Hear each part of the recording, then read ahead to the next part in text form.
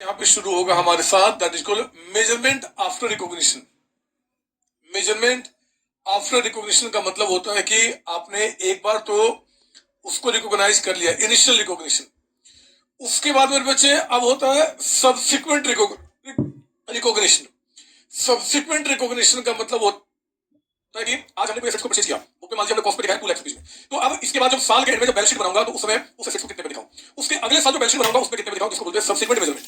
अगर मैं आपको इसको डायग्राम से समझाने की कोशिश करूं, डायग्राम से, तो मुझे इसका मतलब होता है, अगर मैं डायग्राम से बताने की कोशिश करूं तो देखो यहाँ पे ये आपका टाइम पीरियड, ये आपका टाइम पीरियड। इस दिन पे मान लो this date of purchase, date of purchase, जिस दिन पे आपने एसेट्स को परचेज किया, तो यहाँ पे हमेशा डेट ऑफ परचेज और पीपी बता रहा हूं मैं, यहाँ पे पीपी, ये पीपी हमेशा कौन से प्राइस पे दिखाया जाएगा जी? कॉस्ट प्राइस पे, हमेशा कॉस्ट प्राइस पे ऑन डेट ऑफ परचेज आपका, जिसको कि हम लोग इनिशियल रिकॉग्निशन कह सकते हैं। इनिशियल रिकॉग्निशन आप चाहो तो इसको अपने रजिस्टर में लिख लो ताकि रिवीजन करने का फटाफट आपको याद हो जाए। इनिशियल रिकॉग्निशन आपका। तो अब इसके बाद होता है सब्सिक्वेंट रिकॉग्निशन। सब्सिक्वेंट रिकॉग्निशन का मतलब होता है कि अब उस एसेट्स को जब भी हम आगे बैलेंस शीट में बनाएंगे, बैलेंस शीट बनाएंगे तो बैलेंस शीट में हम उसको कितने में दिखाएं। सब्सिक्वेंट रिकॉग्निशन में बच्चे आपके पास यहाँ पे दो आपको ऑप्शन दिया जाता है। या तो आप क्या करें, कॉस्ट मॉडल को फॉलो करिए, कॉस्ट मॉडल, या तो आप कॉस्ट मॉडल को फॉलो कीजिए या फिर फॉलो कीजिए रिवैल्यूएशन मॉडल। रिवैल्यूएशन मॉडल आपको ये लिखिए, आप यहाँ पे आपको लिखिए ताकि आपको रिवीजन के टाइम पे दिक्कत ना हो। आपने कोई भी पीपी को, प्रॉपर्टी प्लांट एंड इक्विपमेंट, इस पीपी को बच्चे इनिशियली क्या करना चाहिए? ऑन डेट ऑफ परचेज यानी कि कॉस्ट प्राइस पे दिखाना, डेट ऑफ परचेज हो, डेट ऑफ कंस्ट्रक्शन हो तो आप इसको पीपी पे दिखाएंगे। लेकिन सब्सिक्वेंट मेजरमेंट में यानी कि जो आगे जब भी बैलेंस शीट बनाएंगे तो आपके पास दो तरीका होता है, या तो कॉस्ट मॉडल को फॉलो कीजिए या फिर रिवैल्यूएशन मॉडल को। कॉस्ट मॉडल में बच्चे ये सजेस्ट करता है कि जो भी एसेट्स का आपका कॉस्ट था, cost price of the asset, आप एक तो क्या करो वो ले लीजिए, आप यहाँ पे कॉस्ट प्राइस मतलब जितने में आपने परचेज किया था लेस कीजिए, आप इसमें से क्या कीजिए आज तक यानी कि जिस दिन आप बना रहे बैलेंस शीट उस दिन तक का एक्यूमुलेटेड डेप्रिसिएशन। एक्यूमुलेटेड डेप्रिसिएशन का मतलब आप जानते हैं कि आज तक जितना भी हमने डेप्रिसिएशन चार्ज किया उस एसेट्स को वो माइनस करेंगे हम लोग। आज तक जितना भी क्या वो माइनस करेंगे और फिर आप इसमें से लेस करेंगे, यहाँ पे लेस करेंगे आपका इंपेयरमेंट। अगर कोई आपका इंपेयरमेंट लॉस है, लॉस तो उसको माइनस करेंगे, और या कह दो आपका एक्यूमुलेटेड, एक्चुअली एक्यूमुलेटेड मतलब आज तक का अगर कुछ आपका एक्यूमुलेटेड इंपेयरमेंट लॉस। सर ये इंपेयरमेंट लॉस क्या होता है मैं आपको थोड़ा बहुत समझाऊंगा इंपेयरमेंट लॉस के बारे में। ऐसे impairment loss actually index sorry AS28 deal करता है। AS28 जो आपके सिलेबस में है नहीं, वो पढ़ेंगे बाद में, कभी जब बड़े हो जाएंगे, लेकिन इंपेयरमेंट लॉस का मैं मीनिंग आपको समझाना जरूर चाहूंगा। पता है इंपेयरमेंट लॉस का मतलब क्या होता है? अच्छा पहले मैं इसको, ठीक है यही पे मैं आपको बताना चाहता हूँ इंपेयरमेंट लॉस का मतलब। देखो इंपेयरमेंट लॉस का मतलब होता है, इंपेयरमेंट लॉस का मतलब इसको मैं समझा रहा हूँ इस तरीके से आपको, एग्जांपल से आपको। मान लो आपका जो बैलेंस शीट है, ये हमारा बैलेंस शीट है, बैलेंस शीट का हमारा ये एसेट साइड है ना, एसेट साइड। इस एसेट साइड में बच्चे आपके पास क्या है? एक प्लांट एंड मशीनरी है, प्लांट मशीनरी। इस प्लांट मशीनरी की कॉस्ट सपोज दैट आपका 4 लाख रुपीज है, 4 लाख रुपीज का आपका प्लांट मशीनरी है। इस 4 लाख में आज तक जो हमने डेप्रिसिएशन चार्ज किया, एक्यूमुलेटेड डेप्रिसिएशन, आज तक मान लो हमने 1,20,000 का डेप्रिसिएशन चार्ज किया है, तो 4 लाख में 120 चार्ज करने के बाद इसकी वैल्यू कितनी बच गई है? 2,80,000। अरे बच्चे इसको बाहर कर देता हूं मैं, ये कितना बच गया आपका? 280। मैं आपको इंपेयरमेंट लॉस का मतलब बता रहा हूं आपको, ये 280 यानी कि प्लांट मशीनरी हमारे बैलेंस शीट में जितने का हमने परचेज किया था और आज तक जो हमने डेप्रिसिएशन चार्ज किया उसको माइनस करके वैल्यू कितनी बच गई आपका? 280। लेकिन बच्चे अगर क्वेश्चन कहता है कि इस ये जो एसेट है, ये जो एसेट आपका है उसका रिकवरेबल अमाउंट of आपका plant machinery on the above balance sheet date. इस बैलेंस शीट डेट पे इसका कहता है रिकवरेबल अमाउंट। रिकवरेबल अमाउंट का मतलब होता है कि जिस प्लांट मशीनरी को बैलेंस शीट में 280 का दिखा रहे हैं, अगर उसको हम आज देखें कि मार्केट में उसकी वैल्यू 280 भी है कि नहीं है, तो बच्चे हमें दिखता है कि 280 नहीं है, उसकी वैल्यू आपका यहाँ पे 2,10,000 है। मान लो ये सारे एज्यूम क्या फिगर आपका, एज्यूम क्या होगा, तो बच्चे हमें सजेस्ट किया जाता है कि अगर आपका एसेट जो बैलेंस शीट में 280 का दिख रहा है, लेकिन अगर उसका रिकवरेबल अमाउंट आपका 210 है, 2,10,000, तो यहाँ पे आपका जो वैल्यू 280 जो 210 का हो चुका है, यानी कि ये जो 70,000 से वैल्यू जो आपका कम हुआ है बच्चे, जो 70 से कम हुआ, इसी 70 को बोलते हैं क्या जी? Impairment loss. क्या बोलते हैं बच्चे? इंपेयरमेंट लॉस, यानी कि आपका एसेट्स की वैल्यू और इंपेयर्ड हो गया है। ये इंपेयरमेंट लॉस आपका कहां पे लिखा हुआ है? एज पर AS28, जो आपके सिलेबस में है नहीं, पर क्योंकि ये आपका इंपेयरमेंट लॉस कई सारे एस में होता है, उसका मीनिंग आपको जानना जरूरी है। ऐसा आपके स्टूडेंट उसके बारे में समझाया हुआ है। तो इंपेयरमेंट लॉस में क्या करूंगा जी? कितना हो जाएगा? मैं कहूंगा भैया बुक में जो 2,80,000 का है, 2,80,000, अगर उसका रिकवरेबल अमाउंट आपका 2,10,000 रिकवरेबल अमाउंट फेयर वैल्यू कुछ भी कह दे, तो 70,000 से जो वैल्यू आपका कम हो गया ना बच्चे, इस 70 को क्या बोलेंगे? आपका इंपेयरमेंट लॉस। क्या बोलेंगे? Impairment loss. और अगर आप इस दिन अपना बैलेंस शीट बना रहे हो, अगर इस दिन कॉस्ट मॉडल का बैलेंस शीट बना रहे हो, तो कहा जाता है कि कॉस्ट आपका कितना हो गया? 4 लाख रुपीस। एक्यूमुलेटेड आज तक का डेप्रिसिएशन कितना हो गया? 120। और एक्यूमुलेटेड इंपेयरमेंट आज तक का इंपेयरमेंट कितना हो गया? 70। तो आपका 4 लाख माइनस 120 माइनस 70 करके जो वैल्यू बाहर में जाएगा कितना हो जाएगा? 2,10,000 इंपेयरमेंट लॉस को रिकॉर्ड करने के बाद। तो हमें यहाँ पे बताया गया कि पीपी यानी कि प्रॉपर्टी प्लांट इक्विपमेंट जो आपके होते हैं उनको टाइम पे आपको रिवैल्यू करना होता है। अब रिवैल्यूएशन के बात करेंगे। अगर आप कॉस्ट मॉडल को फॉलो कर रहे हैं, तो कॉस्ट में इसको मैनेज करने के बाद इंपेयरमेंट आपको हर एक साल चेक करना चाहिए कि क्या जितना बुक में वैल्यू दिख रहा है वो भी आपका रिकवरेबल है कि नहीं। अगर लगता है वो रिकवरेबल नहीं है, उतना भी नहीं है, तो जितना वैल्यू मेरे बच्चे इंपेयर हो चुका है, लॉस हो चुका है, उसको मैनेज करके आपको दिखाना होगा 2,10,000। ये कॉस्ट मॉडल आपका होता है, कॉस्ट मॉडल। अब हमारे पास क्या है? दूसरा मॉडल आपका, या तो आप इसको फॉलो कर ले या फिर आप फॉलो कर ले किसको जी? यहाँ पे रिवॉल्यूशन मॉडल को। ये हमें क्या बोलता है? ये सजेस्ट करता है कि आप कॉस्ट पे ना दिखाएं। जिस दिन मान लो हमारा क्या जी? बैलेंस शीट डेट है, जिस दिन पे जिस बैलेंस डेट पे आप अपना क्या करो जी? बैलेंस शीट बना रहे हो, जिस दिन पे बैलेंस शीट बना रहे हो, कहते हैं कि उस दिन पे आप यहाँ पे कॉस्ट नहीं, इस मेथड में revalued amount of the asset, उस दिन पे आप अपने एसेट का बताइए रिवैल्यूड अमाउंट। यानी कि अब यहाँ तो कॉस्ट पे नहीं खरीदते, यहाँ पे कॉस्ट पे नहीं, रिवैल्यू। आप मुझे बताओ कि जो एसेट आपने टू कितने का जी? मान लो आपका 4 लाख का परचेज किया था, तो उस समय आज उसका आपका रिवैल्यूड अमाउंट कितना, आज उसकी वैल्यू कितनी है, हम उसको लेते हैं रिवैल्यूड अमाउंट। इसमें से लेस करते हैं आपका एनी सब्सिक्वेंट आपका एक्यूमुलेटेड डेप्रिसिएशन। पता है मैंने यहाँ पे एनी सब्सिक्वेंट क्यों बोला? क्योंकि जब रिवैल्यू किया ना, तो रिवैल्यू के डेट के पहले का जो भी आपका एक डेप्रिसिएशन है, इंपेयरमेंट है, सब खत्म हो गया। क्योंकि मेरे बच्चे जो चीज हमारा 4 लाख का परचेज किया था, उसकी आज की वैल्यू कितनी, आज की वैल्यू हम क्या करते हैं वो लेते हैं यहाँ पे। तो आज की वैल्यू मतलब पहले का जो भी आपका लिखा होगा अकाउंटिंग करके भी आपका पहले का एक डेप्रिसिएशन, पहले का पेमेंट सब खत्म हो गया, उसको माइनस करके आज कर लेंगे। और जिस दिन आपने रिवैल्यू अमाउंट किया उसके बाद अगर कोई सब्सिक्वेंट, अगर कोई इसके बाद सब्सिक्वेंट आपका डेप्रिसिएशन होता है, इसके बाद में अगर कोई आपका एनी आपका सब्सिक्वेंट एक्यूमुलेटेड इंपेयरमेंट लॉस आपका होता है, इंपेयरमेंट लॉस आपका, तो उसको भी हम क्या करेंगे जी, आपका माइनस करेंगे और फिर ये आपका क्या हो जाएगा, कैरिंग अमाउंट, जिस अमाउंट पे आप अपने बैलेंस शीट में आप उसको दिखाएंगे, है ना। ये हमारा क्या हो जाएगा जी, कैरिंग अमाउंट आपका। ये भी इसको क्या बोलेंगे, कैरिंग अमाउंट। फर्क सिर्फ इतना है बच्चे कि हम इसमें कभी भी इस कॉस्ट मॉडल में एसेट्स को रिवैल्यू नहीं करते, जितने परचेज किया था उसी को हम लेके चलना शुरू कर देते हैं। जनरली ये वाला मेथड कंपनी तभी फॉलो करती है अगर जिस एसेट्स को हमने परचेज किया है, ये जो कंसिडर किया है, उसका हर एक बैलेंस शीट पे उसका फेयर वैल्यू कितना है वो पता नहीं लगा सकता, मतलब उसका रिवैल्यूएशन पॉसिबल नहीं है, तो फिर इसको फॉलो करते हैं। लेकिन जिसका रिवैल्यूएशन हो सकता है, हम क्या करते हैं, हर एक बैलेंस शीट पे उसको रिवैल्यू करेंगे, रिवैल्यू करके लिखेंगे, रिवैल्यूएशन के बाद उसके बाद जैसे आज बैलेंस शीट डेट है, आज रिवैल्यू किया तो ये कुछ भी नहीं होगा, लेकिन उसके अगले साल अगर कोई बैलेंस शीट बनाया तो जो भी रिवैल्यू अमाउंट था अगर इसमें कोई चेंज नहीं हुआ तो ऐसे रहेगा, फिर उस एक साल का जो आपका सब्सिक्वेंट डेप्रिसिएशन हुआ, फिर उसके अगले एक साल का पेमेंट हुआ तो वो आप माइनस करके दिखाएंगे। मतलब ये दो तरीका आपको सजेस्ट किया जाता है सब्सिक्वेंट मेजरमेंट करने का। हमेशा देखना इनिशियल जो होगा हमेशा क्या होगा, कॉस्ट, इसमें कोई दिक्कत नहीं है। सब्सिक्वेंट मेजर आपका कॉस्ट एंड दोनों आपके पास है। इन्हीं बातों को मेरे बच्चे यहाँ पे बुक में आप इसको कॉपी जरूर कर लेंगे, ये आपको समझने में हेल्प करेगा। और इन्हीं बातों को मैंने क्या किया यहाँ पे आपको समझाया, ये देखिए आप यहाँ पे नजर यहाँ डालेंगे, ये देखिए सब्सिक्वेंट मेजरमेंट अगर आ जाओ पीपी या मेजरमेंट आफ्टर डिक्लेरेशन के ऊपर राइट शॉर्ट नोट्स, तो enterprise should use either the cost model और revaluation model as accounting policy and should apply that policy to the entire class of property plant equipment. Entire class का मतलब बच्चे आपके property plant equipment में अगर आप जो भी मॉडल जैसे कॉस्ट मॉडल फॉलो कर रहे हो तो आप क्या करोगे, एंटायर क्लास में, एंटायर क्लास मतलब जैसे एक क्लास हो गया फर्नीचर का, एक हो गया आपका मशीन का, एक हो गया आपका मान लो इक्विपमेंट का, तो एक हो गया मान लो एयरक्राफ्ट का। तो मतलब ये नहीं कि आपके पास अगर 10 फर्नीचर है तो एक फर्नीचर पे कॉस्ट मॉडल लगा रहे हो और बाकी फर्नीचर पे लगा रहे हो क्या जी आपका रिवैल्यूएशन मॉडल। नहीं, अगर फर्नीचर एक क्लास हो गया, फर्नीचर पे अगर आप यहाँ पे आप कॉस्ट मॉडल लगा रहे हो तो सारे फर्नीचर पे कॉस्ट लगाना होगा और रिवैल्यूएशन तो सारे पे डालना होगा। अगर मान लो प्लांट मशीनरी आपका है एक क्लास, तो यानी कि प्लांट मशीनरी के दो प्लांट मशीनरी पे कॉस्ट मॉडल और बाकी का रिवैल्यूएशन नहीं, सब पे एक ही लगाना होगा, चाहे कॉस्ट है आपका रिवैल्यूएशन। तो वही बात बताता है। कॉस्ट मॉडल में क्या करेंगे जी, ये कहता है कि कॉस्ट ऑफ द एसेट्स लेंगे, accumulated depreciation, accumulated impairment minus करके कैरिंग अमाउंट दिखाएंगे, जो मैंने डायग्राम में दिखाया था। दूसरा हमारे यहाँ पे इंपेयरमेंट लॉस का मतलब बता दिया गया कि कहीं आप कंफ्यूज हो कि इंपेयरमेंट लॉस क्या होता है, तो आपका स्टूडेंट ने मैंने बता दिया impairment loss is the amount by which carrying amount of the asset exceeds the recoverable amount. Carrying amount यानी कि जो बुक में ज्यादा है और रिकवरेबल अमाउंट कम है तो उसको कम करके ये जो गैप होता है उसको बोलते हैं इंपेयरमेंट लॉस। याद रखना इंपेयरमेंट लॉस होता है, इंपेयरमेंट गेन कुछ नहीं होता, इंपेयरमेंट लॉस आपका लॉस कुछ नहीं अलाउड है। रिवैल्यूएशन मॉडल में यहाँ पे बताया गया कि फेयर वैल्यू का सेट यानी कि उसकी आज की रिवैल्यू अमाउंट लेंगे, फेयर वैल्यू आपका आप कंफ्यूज ना हो इसलिए मैं दो जगह लिख रहा हूं फेयर वैल्यू। फेयर वैल्यू मतलब कि आज का अमाउंट, आज की वैल्यू चाहिए यहाँ पे। रिवैल्यू अमाउंट का मतलब यहाँ पे क्या है जी, फेयर वैल्यू। ये क्या आपका फेयर वैल्यू, अरे थोड़ा मोटा हो जाए बदमाश, ये आपका फेयर वैल्यू। रिवैल्यू अमाउंट किसमें किया जाएगा, उसके फेयर वैल्यू पे। फेयर वैल्यू का मतलब क्या होता है कि अगर उस एसेट्स को हम आज मार्केट में बेचो कितने में आपको बेचेगा, उसकी फेयर वैल्यू होती है आपकी, है ना बच्चे। तो आप क्या करेंगे, जब आप इस मेथड से रिवैल्यू करेंगे तो आप एसेट्स का क्या लेंगे, फेयर वैल्यू। उसके बाद एनी सब्सिक्वेंट जिस दिन हमने रिवैल्यू किया उसके बाद का अगर कोई डेप्रिसिएशन हुआ, उसके बाद का एक्यूमुलेटेड हुआ तो फिर माइनस करके निकाला जाएगा। अब ये चीजें क्या है मैं बाद में पहले क्वेश्चन 3 आपको कराना चाहता हूं, सुनिए यहाँ पे वही बात बताने वाला हूं। 31st March 25 को एक limited had following balances appear in the books of accounts. Plant machinery cost आपका 250 है, प्रोविजन फॉर डेप्रिसिएशन बच्चे 40 है और वैल्यू कितना बुक में लिखा है 2,10,000 टुडे। कहता है कि यही जो आपका प्लांट मशीनरी है on the date, on the above date, इसी डेट पे आपका, इसी डेट पे कहता है कि ये जो मशीन है उसको रिवैल्यू किया गया कितने पे, 235 पे। जो आपके बुक में 210 का था उसको 2,35,000 पे रिवैल्यू किया गया। तो रिवैल्यू करने का मतलब है कि आप रिवैल्यूएशन मॉडल को फॉलो कर रहे हैं। तो आप कैसे रिवैल्यूएशन करेंगे, रिवैल्यूएशन का एंट्री कैसे पास करेंगे, एग्जाम पूछेगा एंट्री पास करो, बहुत सिंपल है, पता क्या करूंगा। तो वैसे आप क्या करना कि जब आप यहाँ पे रिवैल्यूएशन करोगे तो पहले क्या कीजिए, आज तक का जो प्रोविजन फॉर डेप्रिसिएशन था 40,000 आप इसको हटा दो, इसको हटा दो। तो प्रोविजन का क्रेडिट बैलेंस होता है, हमने हटाया मतलब क्या डेबिट कर दिया। और जो 2,50,000 में से भी हम क्या करेंगे 40,000 की वैल्यू को हटा देंगे, है ना। मशीन की वैल्यू को भी क्या करें, रिवैल्यू कर रहे हैं ना, रिवैल्यू कर रहे हैं तो प्लांट मशीनरी भी क्या किया हमने 40 से कम कर दिया। इस एंट्री को पास करते ही अब आपका ये खत्म हो गया और प्लांट मशीनरी की एक्चुअल वैल्यू आपकी बुक में कितनी आ गई, 2,10,000। अब 250 40 नहीं रहा, 40 प्रोविजन को हटा दिया और मशीन को भी हमने क्या किया 40 से कम कर दिया। तो बच्चे अब आपका प्लांट मशीनरी कितने का रहेगा, 2,10,000। जो बुक में दिखा था बस इस नाम को हमने हटा दिया, है ना, प्रोविजन के नाम को हटा दिया। तो 2,10,000 और उसकी वैल्यू कितनी होगी 235। 2,10,000 का एसेट्स आज 235 पे हो गया है। तो कितने से वैल्यू बढ़ गया, वैल्यू आपका 25,000 से। आप क्या करोगे, प्लांट मशीनरी को 25 से बढ़ा दोगे, रिवैल्यू कर दिया और रिवैल्यूएशन में जो फायदा आपको होगा ना, फायदा कितने का 25 का, दैट फायदा will transfer to revaluation reserve account. Revaluation reserve account आपका 25,000, ये रिवैल्यू करने का तरीका होता है।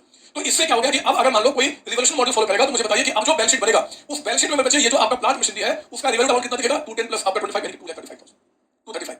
इसके बाद अभी तक कोई डेप्रिसिएशन चार्ज हुआ नहीं है, कोई पेमेंट है नहीं, तो 235 पर शुरू हो जाएगा। उसके आगे अगर कभी जब आपका डेप्रिसिएशन चार्ज होगा वो खत्म हो जाएगा। आज तक का जो है खत्म हो गया। ये तरीका होता है रिवैल्यूएशन करने का। दो तरीके होते हैं, ये एक और भी तरीका है, पर दूसरा तरीका आपके सीए इंटरव्यू में नहीं है, वो कहते हैं कि थोड़े बड़े हो जाएंगे फाइनल तब उनको सिखाना, उसमें आपको सिखाऊंगा। आज तो बस सिंपली जब भी एसेट्स रिवैल्यू होता है तो रियल लाइफ में क्या करते हैं, आज तक का प्रोविजन हटा देते हैं, उनमें से मशीन की वैल्यू को कम कर देते हैं। मशीन आ जाता है कितना, जो कैरिंग अमाउंट था उस पे 210 पे, फिर उसको रिवैल्यू कितने पे 235 पे, तो वैल्यू बढ़ गया कितने से बढ़ गया 25 से। जो वैल्यू बढ़ेगा उसको क्या करेंगे, प्लांट मशीनरी पे बढ़ा देंगे और कहां ट्रांसफर कर देंगे, रिवैल्यूएशन अकाउंट, और फिर उसके आगे अकाउंटिंग का पैसा चला जाता है। क्लियर है बच्चे, ये सर। अब याद रखना मैं यहाँ पे अब आपको ना ये जो रिवैल्यूएशन क्या बच्चे, ये जो रिवैल्यूएशन रिजर्व है, हो सकता है कि आपके दिमाग में आए कि प्लांट मशीनरी जब रिवैल्यू किया तो आपने रिवैल्यूएशन रिजर्व क्यों लिखा, आपने वो फायदा प्रॉफिट उसमें ट्रांसफर कर दिया। तो ये सारे सवाल का जवाब ना मैं कह दूं, हमारा ए स्टे नहीं देता कि जिस दिन हम एसेट्स को रिवैल्यू करेंगे, रिवैल्यूएशन करते समय उसके घाटे फायदे को कहां से मैनेज करेंगे, वो भी हमें कौन समझाता है, आपका ए स्टे। और वो घाटे फायदे वाली बातें जो है ना बच्चे, वो यहाँ पे लिखी हुई है, यहाँ पे लिखी हुई है। लेकिन बिलीव करो ये आपको समझ में नहीं आएगा, ये समझ में नहीं आएगा अगर मैं पहले इसको ना डायग्राम से आपको समझा दूं तो फिर आना समझ में शुरू हो जाएगा। तो आज ना अभी क्या किया जी, एक तो पीपी का initial recognition and subsequent recognition का डायग्राम बनाया, सब्सिक्वेंट रिकॉग्निशन में एक वर्ड है रिवैल्यूएशन मॉडल। तो अब मैं आपको दिखाता हूं रिवैल्यूएशन के बारे में, रिवैल्यूएशन के बारे में लिखिए मेरे साथ यहाँ पे अपने रजिस्टर के अंदर में, और फिर से लिंक करेंगे हम लोग। आप लिखेंगे जी, लिखेंगे आप आपका अकाउंटिंग ट्रीटमेंट, लिखिए यहाँ पे अकाउंटिंग ट्रीटमेंट या फिर accounting of revaluation, accounting of revaluation of PPE property plant equipment as per आपका ए स्केल, A10 के मुताबिक ये जो मेरे बच्चे आप जो रिवैल्यू कर रहे हो पीपी को आखिर कैसे रिवैल्यू करेंगे वो चीज आपको बता रहा हूं। ये मेरा बता नहीं है A10 का, वो जो ऊपर दिखा रहा हूं उसको सिंप्लीफाइड वे में आपका सुनिए ध्यान से ये क्या बोलता है। कहता है कि देखो आपका यहाँ पे आपको पहले चेक करना होता है, एक बार ये भी लेते हैं इसका भी। कहता है कि आप चेक करो कि जो रिवैल्यूएशन ऑफ पीपी आपका हुआ है, ये रिवैल्यूएशन आपका पहले देख लो, आप देखो डायग्राम बहुत लंबा जाएगा और ये डायग्राम बच्चे बहुत क्विक आपको रिवीजन में भी हेल्प करेगा। तो पहले देख लो, समझ लो मेरे साथ, उसके बाद मैं हो जाऊंगा थोड़ी देर के लिए, आप उसको अपने रजिस्टर में नोट डाउन करना। आपको चेक करना होता है कि जो आपका रिवैल्यूएशन हो रहा है, आपका पीपी का रिवैल्यूएशन हो रहा है, उसको जब आप रिवैल्यू कर रहे हो तो रिवैल्यूएशन के टाइम पे आपको प्रॉफिट हो रहा है, प्रॉफिट ऑन रिवैल्यूएशन, रिवैल्यूएशन, या फिर आपको हो रहा है loss on revaluation, loss on revaluation. आपको ये पहले चेक करना होता है ना कि आप जब रिवैल्यूएशन कर रहे हो, और ये मैं बता रहा हूं पहली बार यानी कि फर्स्ट टाइम है ना, फर्स्ट टाइम जब आप रिवैल्यू कर रहे हो, तो फर्स्ट टाइम जब आपने रिवैल्यू किया था तो आपको प्रॉफिट हुआ कि लॉस हुआ। तो वैसे अगर आपको रिवैल्यूएशन पे आपको प्रॉफिट होता है तो कहते हैं कि profit, profit on revaluation, profit on revaluation, revaluation will be transferred to, will be transferred to, will be transferred to revaluation reserve. Revaluation reserve कह दो, रिवैल्यूएशन सरप्लस कह दो, मीनिंग आपको सेम है। तो रिवैल्यूएशन रिजर्व में हम क्या करेंगे जी, इसको ट्रांसफर कर देंगे। और वही काम मैंने एंट्री में दिखाया था कि जब आपने रिवैल्यू किया तो उसको क्या हुआ, हमने ट्रांसफर कर दिया यहाँ पे रिवैल्यूएशन रिजर्व में, प्लांट मशीनरी की वैल्यू को बढ़ा के इनटू रिजर्व। ये आपको एस करने बोला है। लेकिन बच्चे अगर आप फर्स्ट का रिवैल्यूएशन करो और एनिमेशन को आपको लॉस होता है, लॉस, तो लॉस का मतलब क्या, अगर मान लो 5 लाख रुपए था बुक में वैल्यू और वो कहता है कि आज 480 का हो गया, ये कब होगा, वही इंपेयरमेंट लॉस। वैल्यू जब बढ़ गया तो प्रॉफिट हो गया रिवैल्यूएशन रिजर्व में। लेकिन जब भी एसेट्स आपका कम पे होता है ना बच्चे, यानी कि ये आपको बताया था यहाँ पे जैसे कहां चला गया वो, मैंने कहा देखा लिखा था ना कि जब वैल्यू कुछ कम हो जाए, ये 280 की वैल्यू आपका 210 हो गया, तो ये जो इंपेयरमेंट लॉस है ना वो वही हो गया आपका लॉस ऑन रिवैल्यूएशन। और जो इंपेयरमेंट लॉस है, लॉस ऑन रिवैल्यूएशन पता है S20 क्या बोलता है, 28, वो कहता है भैया आप ना लॉस को कहां ट्रांसफर करो, अपने profit loss account, profit loss account में। यानी कि आपका यहाँ पे अगर लॉस होता है तो कहते हैं कि it will be debited to, debited या ट्रांसफर टू, कहां से, debited to profit loss account. हम लॉस का अमाउंट कहां ट्रांसफर कर देंगे, आपका प्रॉफिट लॉस अकाउंट में, और प्रॉफिट हुआ तो कहां जाएगा, आपका रिवैल्यूएशन रिजर्व अकाउंट में। क्लियर है बच्चे, ये सर ये तो फर्स्ट टाइम आपका हुआ, फर्स्ट टाइम। अब मैं दिखाता हूं आपको फर्स्ट टाइम के बाद आपका सब्सिक्वेंट, ये मैं यहाँ पे लिख रहा हूं, अब इसके बारे में बता रहा हूं। फर्स्ट टाइम के बाद आपका subsequent, subsequent, subsequent revaluation. Subsequent revaluation का मतलब कि आप मान लो कि पहली बार तो आपका यहाँ पे प्रॉफिट हुआ था, दूसरी बार जब आपने रिवैल्यू किया या उसके बाद कभी रिवैल्यू किया, तो अब उस समय क्या होगा, मेरे बच्चे सब्सिक्वेंट रिवैल्यूएशन जो होगा उसके आगे दो पॉसिबिलिटी, या तो फिर से आपको प्रॉफिट हुआ होगा, प्रॉफिट ऑन रिवैल्यूएशन है ना, पहली बार आपको प्रॉफिट हुआ था और फिर अगले साल रिवैल्यू किया तो फिर से प्रॉफिट हो गया, या फिर आपका हो गया क्या जी, लॉस ऑन रिवैल्यूएशन है ना, पहली बार तो प्रॉफिट हुआ था लेकिन सेकंड टाइम रिवैल्यू करने में आपको लॉस हो गया। ये तो पॉसिबिलिटी होगा, तीसरा तो हो ही नहीं सकता। तो बच्चे अगर आपको प्रॉफिट ऑन रिवैल्यूएशन था, पहली बार क्या हुआ था, प्रॉफिट कहां गया रिवैल्यूएशन में, सेकंड टाइम फिर से अगले साल रिवैल्यू किया, फिर से प्रॉफिट हो गया और वैल्यू बढ़ गया, तो अगेन ट्रांसफर टू, ये भी जो फायदा हुआ, ये भी जो फायदा हुआ वो ट्रांसफर टू कहां जी, उसी रिवैल्यूएशन रिजर्व में। उसी रिवैल्यूएशन रिजर्व में हम क्या करेंगे कि इस अमाउंट को भी ऐड कर देंगे, यानी कि अपने एसेट की वैल्यू को बढ़ा के और कहां चला जाएगा, रिवैल्यूएशन रिजर्व में। क्लियर इसमें, ये सर क्लियर, ये सर। लेकिन बच्चे अगर आपको लॉस हो जाता है, अगर आपको लॉस हो जाता है तो पहली बार मान लो आपको प्रॉफिट हुआ था और दूसरी बार लॉस हो जाए, मान लो एज्यूम क्या फिगर मैं ले रहा हूं, एज्यूम क्या फिगर कि ये जो आपका प्रॉफिट हुआ था ना इसमें, मान लो आपका एज्यूम कि आपको यहाँ पे क्या बचे, रुपीज 2 लाख रुपीज का अमाउंट है, एज्यूम में बचे, मान लो यहाँ पे 2 लाख का फायदा हुआ था जो हमने इसमें ट्रांसफर किया था और इस पर लॉस हो गया। लॉस अगर आपको होता है तो कहते हैं कि loss, losses up to amount of revaluation reserve, revaluation reserve, loss up to amount of revaluation reserve will be adjusted from revaluation reserve account, revaluation reserve account, reserve account इसको ऐसे करते हैं। फिर दूसरा एनी फर्दर लॉस, उसके बाद भी कुछ लॉस होता है, एनी फर्दर लॉस कहते हैं कि विल बी डेबिटेड टू, कहां जी, profit loss account, will be debited to profit loss account. हम लोग क्या करेंगे, उसके बाद का कुछ लॉस होगा तो प्रॉफिट लॉस हो जाएगा। बहुत सिंपल, देखिए समझ लो, 2 लाख रुपीस का मान लो आपको यहाँ पे प्रॉफिट हुआ था और आपने रिवैल्यूएशन में ट्रांसफर किया था। मान लो मेरे बच्चे यहाँ पे आपको लॉस ऑन रिवैल्यूएशन हुआ सेकंड टाइम पे, अगर वो 2,40,000 का हो जाता है, 240 का अमाउंट, तो उस केस में losses up to amount of revaluation 240 में कितना हो गया, 2 lakh rupees will be adjusted from revaluation account, यानी कि 2 लाख का जो अमाउंट है आउट ऑफ 240 हम यहां से ट्रांसफर करेंगे। दिमाग को लेकर मैं क्या बता रहा हूं, जब हमने अपवर्ड रिवैल्यू किया था फर्स्ट टाइम तो हमने क्या किया था जी, एसेट को वैल्यू को बढ़ाया था, एसेट का लिखा था रिवैल्यूएशन अकाउंट। अब सेकंड टाइम जब रिवैल्यूएशन कर बच्चे अगर लॉस हो गया 240 से, तो एसेट की वैल्यू 240 से कम होगा, बोलो हां 240 से कम हो गया, रिवैल्यूएशन में कितना अमाउंट था, 2 लाख उसको कम कर देंगे और बाकी 40,000 क्या होगा जी, प्रॉफिट लॉस हो जाता है ना, हम उसको कम कर देंगे, बैलेंस शीट का दिखाते हैं। वही बात मैंने आपको बताया, यानी further loss will be debited to आपका प्रॉफिट लॉस अकाउंट कितना हो जाएगा जी, रुपीस 40,000।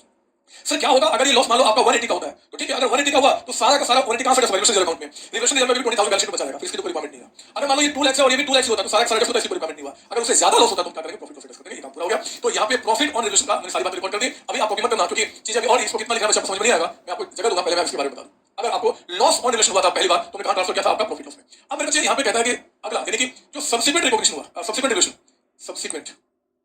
सब्सिक्वेंट रिवैल्यूएशन, अगर आप सेकंड टाइम मतलब कि एक बार आपका लॉस हुआ था और उसके बाद बच्चे अगर सपोज यहाँ पे आपको सब्सिक्वेंट रिवैल्यूएशन में दो पॉसिबिलिटी होगी, या तो आपका यहाँ पे क्या होगा, आपका फिर से पहले लॉस था दोबारा लॉस, यानी कि यहाँ पे क्या हुआ, लॉस ऑन रिवैल्यूएशन आपको हो गया, रिवैल्यूएशन, या फिर बच्चे क्या होगा यहाँ पे प्रॉफिट ऑन रिवैल्यूएशन। ये तो दो बातें होंगी, तीसरा तो कुछ हो ही नहीं सकता है। अगर रिवैल्यूएशन हुआ है तो या तो प्रॉफिट या लॉस आपका। तो देखो अगर लॉस ऑन रिवैल्यूएशन आपको होता है, लॉस पहली बार लॉस कहां गया था, profit loss account, again loss तो फिर कहां जाएगा, it is debited to profit loss account, it is debited to profit loss account, to profit loss account. यहाँ पे पहली बार में बच्चे आपका लॉस हुआ तो कहां गया था, प्रॉफिट लॉस अकाउंट में, और अगर आपका सेकंड टाइम यानी कि सब्सिक्वेंट रिवैल्यूएशन होता है और आपको यहाँ पे क्या प्रॉफिट हो जाए, तो बिल्कुल लॉजिकल बात कीजिए। कहते हैं कि आपका profit on revaluation, profit on revaluation, revaluation up to previously recognised loss इसके बाद में कहता है will be credited to profit loss account, profit and loss account. बिल्कुल लॉजिकल बात कीजिए, पहले आपको लॉस हुआ था, लॉस को हमने उस साल के प्रॉफिट लॉस में डेबिट किया था, इस बार गेन हो गया, तो जितना पहले आपको लॉस प्रॉफिट लॉस में दिखाया था उतने तक का जो गेन होगा वो तो प्रॉफिट लॉस में, ताकि एक साल का घाटा फायदा दूसरे साल के से आपका एडजस्ट हो जाए। उसके बाद any further profit on revolution will be कहता है कि आपका क्रेडिटेड टू कहां जी, रिवॉल्यूशन रिजर्व अकाउंट। तो बच्चे ये चीज मैंने आपको क्या क्या बता दिया, आपको प्लीज इसकी कॉपी कर लीजिए। मैं थोड़ा सा किनारे हो जाता हूं इसको बड़ा करके, ताकि आप आराम से इसको लिख पाए। ये ऊपर लिखा हुआ अकाउंटिंग ऑफ रिवॉल्यूशन और PP as per a scale, और ये रहा आपका पूरा डायग्राम। मैं थोड़ा सा किनारे हो जाता हूं, आप वीडियो को पॉज करके आप इसको लिख लीजिए, उसके बाद मैं आगे बढ़ता हूं, प्लीज कॉपी कीजिए। बच्चों इन्हीं बातों को, ये जो चीजें मैंने आपको बताई ना, एक्जैक्टली सेम चीज देखो आपको यहाँ पे हमारा ए स्केल कैसे बोलता है, ये देखिए आप यहाँ पे पढ़ेंगे। अब थोड़ा सा आपको हो सकता है समझने में दिक्कत आए, मतलब अपनी समझ में दिक्कत आएगी। रिवॉल्यूशन मॉडल कब चल रहा है, यहाँ पे कहता है if an item of property plant equipment is revalued entire class will be revalued, तो मैंने आपको पहले बता दिया है। कहता है an increase in carrying amount of an asset arising on revolution should be directly to owners interest under the heading revolution surplus under revolution reserve. Owners interest का मतलब हो गया बच्चे बैलेंस शीट में जहाँ पे कैपिटल और रिजर्व जो कि ऑनर का होता है उसी में डायरेक्टली दिखाया जाएगा, नाम क्या होगा इसके नाम से, ठीक है ना। However increase should be recognized in the statement of profit loss account to the extent that it reverses a reversion decrease on the same asset previously recognized in the statement of profit loss account। ये कहता है कि पहले जो हमने profit loss account में loss को recognise किया था, पहले हमने क्या किया था, लॉस को रिकॉग्नाइज किया था, और इस पर अगर आपका प्रॉफिट हो जाता है, अगर इसका प्रॉफिट हो जाता है, तो पहले जितना आपने लॉस रिकॉग्नाइज किया था उतना रिवर्स कीजिए, बाकी अमाउंट जाएगा इसमें। तो मैंने उन्हीं को टेढ़े मेढ़े लैंग्वेज में आपको बता रहे हैं, पहले मैं समझाता आपको समझ में नहीं आता, बट मुझे विश्वास है अब ये बातें आपके दिमाग में आराम से बैठ चली जा रही है, ठीक है ना। उसी तरीके से आपका डिक्रीज जो carrying amount of the assets होगा वो प्रॉफिट लॉस में दिखाया जाएगा, और अगर मान लो आपका डिक्रीज सेकंड टाइम होता है और पहले आपका प्रॉफिट था तो रिवर्सल एसेट्स किया जाएगा, बाकी आपका प्रॉफिट लॉस अकाउंट में, उन्हीं बातों को बताना बहुत अच्छी तरीके से देख लेंगे। एग्जाम में अगर आपके पास आता है right a short notes for revolution model, तो आपको ये बताना पड़ेगा और ये सारी बातें आपको बतानी पड़ेगी, सिंपल लैंग्वेज में आपको बना सकते हैं। सर क्या डायग्राम बना के दिखा सकते हैं, नहीं डायग्राम बना के नहीं, लेकिन उसी बात सिंपल लैंग्वेज में जैसे आप वाली का उसको लेकर दिखा सकते हैं। अगर आप इतना लैंग्वेज नहीं लिखा है तो कोई बात नहीं, ये क्वेश्चन करा दिया। अब हम आगे डेप्रिसिएशन ऑलरेडी आप पढ़ चुके हैं अपने डेप्रिसिएशन चैप्टर में, बट फिर भी मैं थोड़ा सा बताऊं। ए स्केल के मुताबिक बच्चे जब हम डेप्रिसिएशन की बात करते हैं तो देखो यहाँ पर उन्होंने क्या क्या बोला है जो मैं पहले समझा चुका हूं। Each part of an property plant equipment with a cost that is significant in relation to the total cost of the item should be depreciated separately considering their life and residual value. कहता है कि property plant equipment का वो asset जिसके जितने भी part है, जो पार्ट सिग्निफिकेंट है, जैसे मैंने एयरक्राफ्ट के बारे में बताया था बच्चे, उस एयरक्राफ्ट में उसका सीट कवर सिग्निफिकेंट है ना, छोटे मोटे जो सिग्निफिकेंट आपके हैं वो कहां चला गया हमारा, ये वाला आपका। तो हमने याद कीजिए हमने क्या किया था, यहाँ पे सीट कवर का जो लाइफ है उसका जो रेसिडुअल वैल्यू उसके मुताबिक डेप्रिसिएशन चार्ज किए थे, बाकी का उसके मुताबिक। तो वही बातें आपको बताने की कोशिश कर रहा है, nothing new, you know everything now आपका। तो आप यहाँ पे हम लोग डेप्रिसिएशन को कर रहे हैं, ये हो गया। फिर depreciation charge for each period should be recognised in the statement of profit loss account unless it is included in the carrying amount of another assets. मैं इसका मतलब बता दूं, आप जब भी अपने एसेट्स पे डेप्रिसिएशन चार्ज करते हैं, तो बच्चे एसेट्स पे जो डेप्रिसिएशन चार्ज करते हैं उसको कहां दिखाते हैं, प्रॉफिट लॉस अकाउंट में हमेशा दिखाते हैं। Unless it is included in the carrying amount of another assets का मतलब हो गया कि मान लो कोई मैं यहाँ पे एक बिल्डिंग बना रहा हूँ, एक बिल्डिंग का मैं कंस्ट्रक्शन कर रहा हूँ, कंस्ट्रक्शन ऑफ बिल्डिंग कर रहा हूँ बच्चे, और इसके लिए एक मशीन है, उस मशीन को मैं यूज कर रहा हूँ, एक क्रेन हो गया चाहे कुछ भी आपका इस बिल्डिंग को बनाने में उसको यूज कर रहा हूँ। तो इस मशीन पे जो डेप्रिसिएशन चार्ज होता है ना, वो डेप्रिसिएशन क्या करते हैं, अपने एसेट की कॉस्ट में ऐड करते हैं, क्योंकि ये खर्चा इस एसेट से जुड़ा हुआ है। तो ये मशीन पे डेप्रिसिएशन क्या होगा, इस एसेट की कॉस्ट में ऐड हो जाएगा। अगर ऐसा नहीं होता है, मतलब कि कोई एसेट से जुड़ा हुआ नहीं है, तो फिर हम उसको प्रॉफिट लॉस में दिखाते हैं जो बचपन से पढ़ते आ रहे हैं। तो वही बात मैं यहाँ बता रहा कि डेप्रिसिएशन को प्रॉफिट लॉस में चार्ज करेंगे unless it is included in the carrying amount of another assets. Asset से जुड़ा हुआ डेप्रिसिएशन एसेट की कॉस्ट में दीजिए, अदरवाइज नॉर्मल आपका जो बिजनेस यूज है उसको प्रॉफिट लॉस में दिखाते हैं, ठीक है ना। अब आइए इसके बाद हम और आगे चलते हैं। Now come to depreciable amount and depreciable period. देखो डेप्रिशिएबल अमाउंट क्या होता है, कॉस्ट ऑफ एसेट्स में उसका जो रेसिडुअल वैल्यू उसको हटा के डेप्रिशिएबल अमाउंट हो जाता है। और डेप्रिशिएबल पीरियड क्या होता है जी, उस एसेट का जो आपका यूजफुल लाइफ होता है, जितने साल तक एसेट आपका यूज होगा उसके बेसिस पे आपका कहता है कि residual value and useful life जो है वो हर एक साल आपको रिव्यू करना चाहिए। हर एक साल हम लोग डेप्रिसिएशन में पढ़ा रहे कि एसेट मान लो लाइफ का 5 स्टार 7 इयर्स हो गया, तो हमने अकॉर्डिंगली आगे उसको क्या करते हैं, प्रोस्पेक्टिवली आगे का जो डेप्रिसिएशन होता है उसमें एडजस्ट करते हैं, पढ़ा आपने ना। अरे रेट चेंज हो जाए, मेथड चेंज हो जाए, लाइफ चेंज हो जाए, रेसिडुअल वैल्यू चेंज हो जाए, तो क्या करते हैं, जो भी आगे के फ्यूचर में उसको क्या करते हैं, प्रोस्पेक्टिवली ना कि रिट्रोस्पेक्टिवली, प्रोस्पेक्टिव होता है। तो residual value and useful life of the asset should be reviewed eight each financial year and if expectation differ from the previous estimate, अगर पिछले बार से आपका वेरी करता है तो कहता है कि should be accounted as change in accounting estimate in according to AS5। AS5 भी आपको पढ़ना नहीं है, लेकिन बच्चे एक होता है चेंज इन अकाउंटिंग पॉलिसी, एक होता है चेंज इन अकाउंटिंग एस्टिमेट। बहुत ध्यान से मेरी बात सुनना, बहुत ध्यान से बात, एग्जाम में 1 मार्क का क्वेश्चन बन सकता है। अगर आपका मेथड हमने एसएलएम से डब्ल्यूडीबी कर दिया, डब्ल्यूडीबी से एसएलएम कर दिया, मैंने वहां भी बताया आपको life of the asset 5 years का 6 इयर्स हो गया, आपका रेसिडुअल वैल्यू में चेंज कर दिया। तो ये जो चेंजेस होते हैं बच्चे हम इसको चेंज इन अकाउंटिंग एस्टिमेट मानते हैं। क्या बोलते हैं, change in accounting estimate, estimate में चेंज आ गया, इसको चेंज इन अकाउंटिंग पॉलिसी नहीं मानते। पहले के जमाने में हम चेंज इन अकाउंटिंग पॉलिसी मानते थे, लेकिन हम इसको change in accounting estimate group में ट्रीट करते हैं, एस्टिमेट ग्रुप में चेंज करते हैं। एग्जाम में आ जाए कहां लिखा है, तो AS5 के अंदर लिखा हुआ है। AS5 जो कि net profit loss for the period prior to change in accounting policy का आपका AS है, आपको पढ़ना नहीं, आपको सिलेबस नहीं है, बट आपको याद रखना होगा AS5। डेप्रिसिएशन हम कब से चार्ज करते हैं, जब asset has put in running condition. पढ़ा हमने डेप्रिसिएशन से बताने का कोई मतलब नहीं बनता कि जिस दिन एसेट आपका रनिंग कंडीशन में आ गया, यूज करने लायक बन गया, उस दिन सब डेप्रिसिएशन चार्ज करना शुरू कर देते हैं, चाहे वो एसेट्स आप एक्चुअली यूज कर रहे हो चाहे नहीं करो, फर्क नहीं पड़ता। अरे बच्चे फिर डेप्रिसिएशन की charge even asset is an idle condition. हमने एक एसी को परचेज किया, उसको हमने यहाँ पे इंस्टॉल कर दिया, इंस्टॉल यानी कि रनिंग कंडीशन में हमने रख दिया बच्चे। उसके बाद उस एसी को मैं यूज करूं चाहे ना करूं, चाहे वो आइडल ही क्यों ना रहे, बट डेप्रिसिएशन चार्ज किया जाएगा। हमारा एस यही बात बोलता है और यही काम हमेशा करते हैं, इवन टैक्स में भी आप यही काम करते हैं। When residual value will become equal और more than carrying amount of the PP will stop charging depreciation. क्या बोल रहा है मैं आपको बताऊं। बच्चे अगर मान लो बैलेंस शीट के अंदर में आपके पास जो प्लांट मशीनरी है उसकी वैल्यू अगर सपोज दैट कि अब 40,000 की वैल्यू बच गई है आज के डेप्रिसिएशन चार्ज करने के बाद, और इस एसेट का जो रेसिडुअल वैल्यू है ना, मतलब स्क्रैप वैल्यू अगर वो 40,000 या उससे ज्यादा होता है, 45 मतलब उससे ज्यादा, तो फिर क्या करेंगे आप, डेप्रिसिएशन चार्ज करना बंद कर देंगे। क्योंकि डेप्रिसिएशन चार्जिंग कब तक होगा, जब तक आपका एसेट्स मतलब कि उसका रेसिडुअल वैल्यू है ना बच्चे, जो बेस के मिलेगा, अगर उससे ज्यादा वैल्यू दिखता है तो हम डेप्रिशिएट करेंगे। अब वही वैल्यू है जो उसका रेसिडुअल वैल्यू है, जो बेस के मिलेगा, फिर क्या डेप्रिसिएशन चार्ज करना, डेप्रिसिएशन चार्ज करना बंद कर देते हैं, नहीं चार्ज करते। वही बात आप यहाँ पे बता रहा हूँ, ठीक है। Charging of depreciation should be stop, ये भी मैंने आपको बताया डेप्रिसिएशन चैप्टर में। हम डेप्रिसिएशन कब चार्ज करना बंद कर देंगे जी, अगर asset has been retired from the active use, अब उसका यूज खत्म हो गया, बर्बाद हो गया, अब यूज ही नहीं करना हमने, या एसेट को हमने रख दिया सेल करने के लिए, या एसेट्स को डीरिकॉग्नाइज कर दिया, हमने बुक्स को हटा दिया हमेशा के लिए, तो बच्चे डेप्रिसिएशन चार्ज हम स्टॉप कर देते हैं। मेथड ऑफ डेप्रिसिएशन ऐसे तो हमने बहुत सारे पढ़े हैं आपके डेप्रिसिएशन चैप्टर में, लेकिन ए स्टेन के मुताबिक 3 मेथड है बच्चे, एक आपका एसएलएम, एक डब्ल्यूटीवी और एक प्रोडक्शन मेथड आपका, है ना। कहते हैं कि method depreciation method should reflect the pattern in which future economic benefit of the asset are expected to be consumed. इसका मतलब है इन तीनों में से कौन सा मेथड आप यूज करना चाहते हो डेप्रिसिएशन चार्ज करने के लिए, वो डिपेंड करना चाहिए कि एसेट आपको कैसे कैसे फ्यूचर में बेनिफिट देगा। अगर उस एसेट का बेनिफिट आपको फ्यूचर में हर एक साल इक्वल आएगा तो आप एसएलएम को कीजिए, ताकि हर एक साल का इक्वल डेप्रिसिएशन है।